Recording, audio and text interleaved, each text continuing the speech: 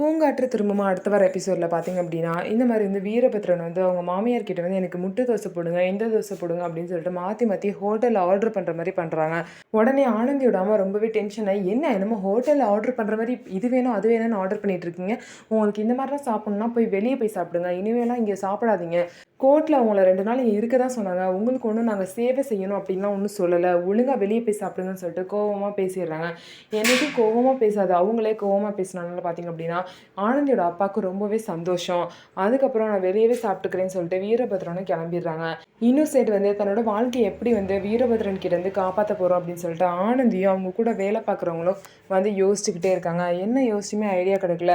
இன்னும் 1 நாள் தான் இருக்கு. அந்த 1 நாள்ல நம்ம எப்படியாவது ஏதாவது ஒரு ஐடியாவ தேடி இந்த வீரபத்ரன வந்து என் வாழ்க்கையிலேருந்து எடுக்கணும்னு சொல்லிட்டு இருக்காங்க. அவங்க வேலை பார்க்குற ஒரு பொண்ணு வந்து ஐடியா குடுக்குறாங்க.